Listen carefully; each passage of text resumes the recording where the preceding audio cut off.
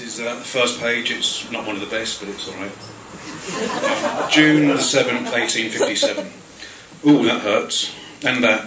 My eyes weep. Unguent? Surely that would help. I wish he weren't so boisterous as he pounds me, his awful sack hanging beneath the furs of my tum-tum. My third man of the day, and this the worst. Quite nauseating, I suppose, if one pondered for long. I don't know, not these days.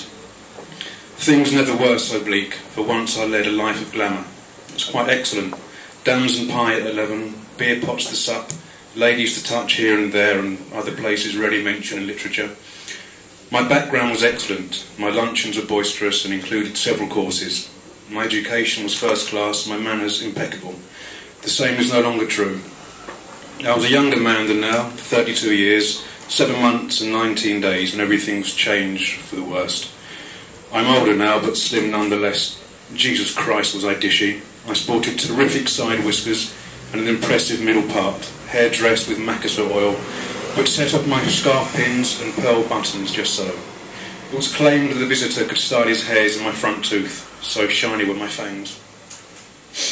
How I loved the gas-lit dances of youth, the tippity-tap of canes and a Holborn, the gilt mirrors and the strumpets, gaudy curtains and trumpets, men-only song and suppers on the Strand, fat and oysters, tiddly with brandy, rollicking in night houses of the Haymarket, stuffy and plummy with fumes of cheap liquor, bloated and swiffy like a horse with gout. But first, I must alert the cumbersome gentleman whose nilly-nanny-noo hums a tune upon my derriere. Oh, it's like a porcupine nudging through a railway tunnel, a loaf of bread at some speed. As I ponder on my elbows, the beast dozes sullenly upon my haunches. What a fiend is this man, a brute, podgy and sulky too. A hideous bellowing steals from his mouth, rattling his teeth and warming my bare back like the huff from a spluttering hound. Some may say he has rather overstepped the limits of good taste. I rouse the man with a knee to the chin. If you would please, young man, I wish to leave, he splutters. I've enjoyed myself and not something awful, but an appointment presses. Nonetheless, there is a villainous pong. Remarkable. Your anus, perhaps?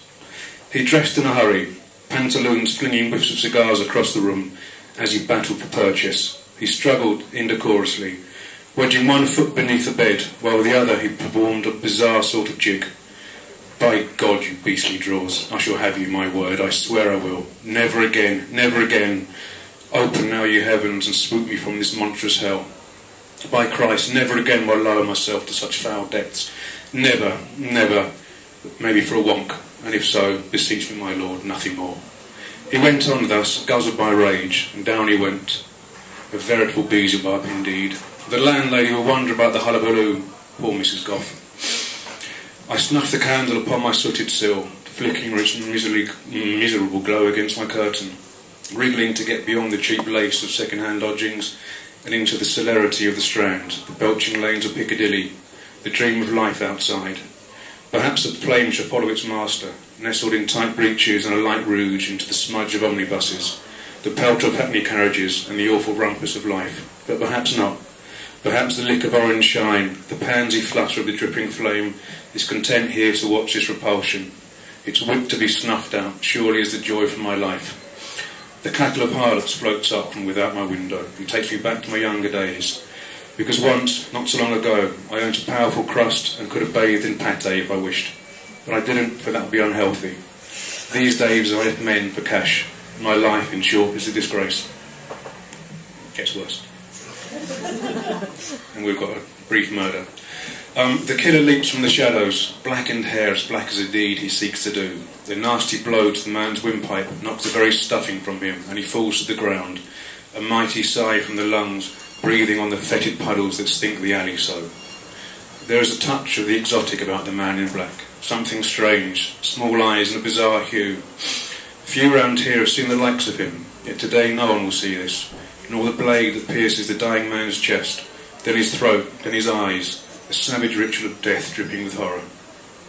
As he pulls the cream-bladed knife from the man's shaking body, which has just released a torrent of feces around his breeches, he garbles a strange tongue, then spits on the victim, before dropping onto the corpse an item of clothing, women's underclothing.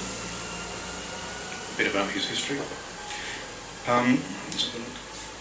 Excuse the language, anyway.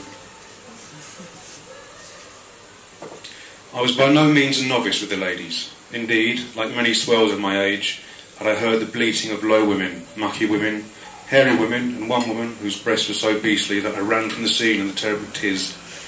I was known to the temptations of the flesh, and they known to me, for to tell the truth was I a heated young buck. Through much graft and more of my inheritance, I learnt who was slender, who was firm, and who was merry, and who bit her guests. Nuneaton Nancy had a fur pouch as sweet as any lamb, yet had nasty knick-knocks no larger than a bee's father. I knew too that Jemima Norton made disrobing an art.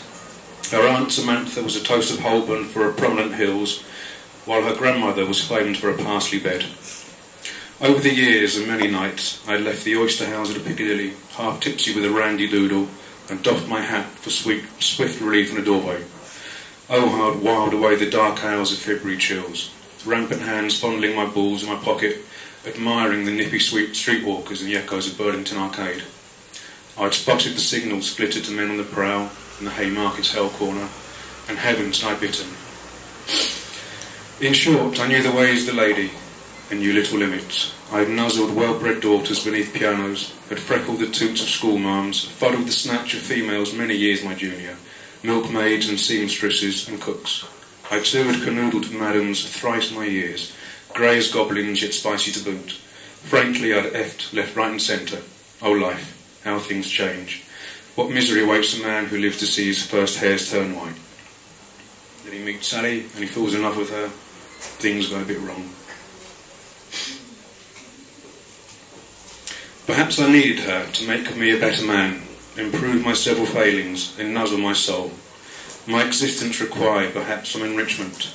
I was aimless and goalless, and following a light-hearted incident beneath one testicle, extremely hairless. Someone once said that there was more to life than port and sport. Trotters, said I, but now I fear I think different. Sally's improvement will be my improvement, her bettering my bettering. Besides, she had heavenly breasts. I hailed a cab to her rooms, stopping several times to piddle from the step. Soon I was there again, sat on the edge of Sally's bed in her Piccadilly whore's room. She was not so welcoming as before, yet she serviced promptly, for well she needed the money. Weeks earlier I would have performed admirably and left, with nary a word, yet that day did something stir within my being, a feeling with no name, for my stomach very lurched at the sight of her downcast eyes. I felt I needed to make amends, indeed it wanted to make amends. Sally, about my comportment upon my last visit.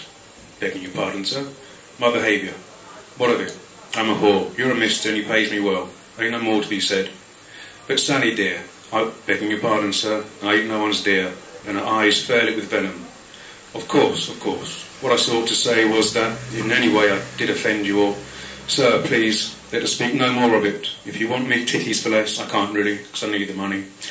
No, please, I beg of you, my Sally, please. My tempers were ill, for I was mildly consumptive, and I think I'd swallow the bat. Sir, if you want more fiddly-dee, let's get Winky out. But I can't be long, I've got someone round. Wears spectacles. Please, how about I pay for his time, bid him wait, for I should very much like to sit with you. And so it was that again the idle tick of the faded clock beat out the most painful seconds London town had yet known.